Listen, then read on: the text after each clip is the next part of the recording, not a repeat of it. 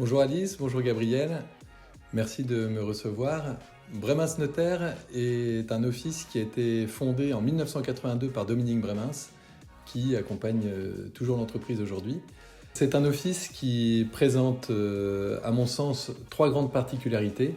La première, c'est que c'est un office d'une taille importante et qui est organisé et structuré, puisque nous sommes aujourd'hui 12 associés, 85 personnes en tout, et nous sommes organisés en pôles de compétences, animés par des équipes spécialisées à chaque fois. La deuxième particularité, c'est que nous exerçons sur deux sites. On a un site ici à Lyon, à la Cité internationale, et puis un autre site depuis décembre 2020, à Paris, 3 avenue de l'Opéra. Et c'est un site sur lequel on a une dizaine de personnes aujourd'hui et qui a vocation à se déployer. Et la troisième particularité, et non des moindres, c'est que nous sommes fermement engagés dans la pluriprofessionnalité avec Bremens Avocats, qui est lui aussi un cabinet d'avocats important. Ils sont une cinquantaine de personnes. Et nous partageons avec Bremens Avocats plus que des locaux à Lyon et à Paris, puisque nous avons des synergies dans des dossiers et sur un certain nombre de domaines de compétences, Bremens Avocats ayant comme nous des pôles de compétences et des pôles de spécialité.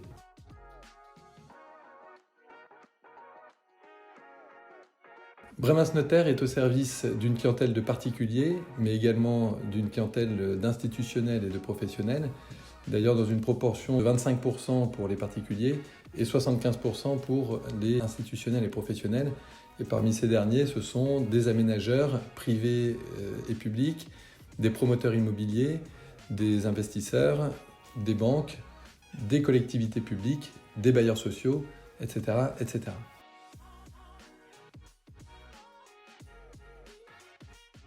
En tant que spécialiste des problématiques foncières, le notaire est très souvent confronté au droit public.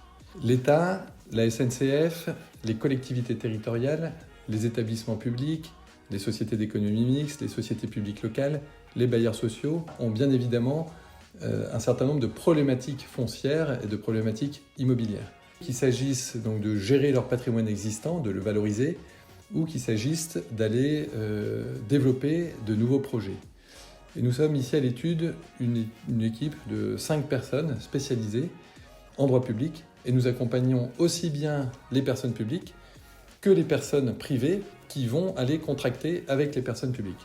Pour ces projets, il s'agit la plupart du temps de projets d'une certaine importance et de projets complexes puisque les collectivités publiques ont des difficultés en réalité à financer ces projets d'envergure et vont rechercher l'aide des personnes privées pour aller concevoir, réaliser, financer, parfois exploiter les ouvrages publics.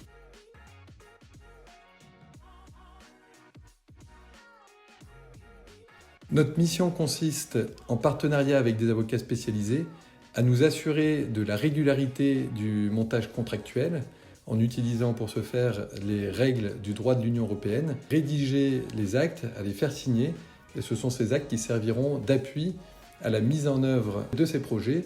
Ça passe par des acquisitions ou des ventes immobilières, des baux réels immobiliers, des marchés de partenariat parfois, des cessions avec charge, etc., etc. Les personnes publiques ont accès à de nombreux contrats et donc nous intervenons sur tous ces contrats.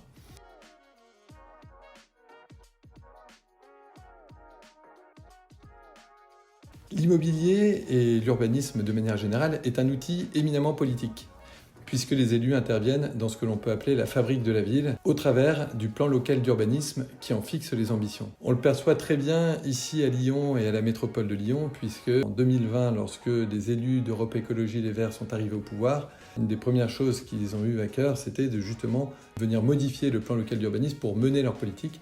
Et donc nous avons actuellement une modification numéro 3 du plan local d'urbanisme. Les futures inflexions de ce nouveau plan local d'urbanisme se retrouvent déjà dans les projets urbains en cours de développement et ces inflexions ont été justement présentées lors du MIPIM à Cannes la semaine dernière, donc ce sont des sujets vraiment d'actualité. On a l'occasion ensemble d'avoir un colloque le 1er avril et à l'occasion de ce colloque, nous pourrons développer justement ces inflexions et ces nouvelles tendances en ce qui concerne plus particulièrement le projet de la Part-Dieu. On peut quand même déjà citer quelques axes programmatiques. C'est la priorité à la réhabilitation, C'est une attention particulière aux volets paysagers et à la biodiversité, la priorité aux déplacements et stationnements actifs et le renforcement de la qualité d'usage avec l'ambition d'avoir des espaces plus généreux, plus lumineux. Bremens Notaire est très heureux de compter parmi les partenaires du Master 2 droit public des affaires, car cela nous donne l'occasion chaque année d'expliquer en quoi le notaire est un acteur important aux côtés des personnes publiques avec les autres conseils habituels de ces personnes publiques. Un grand merci.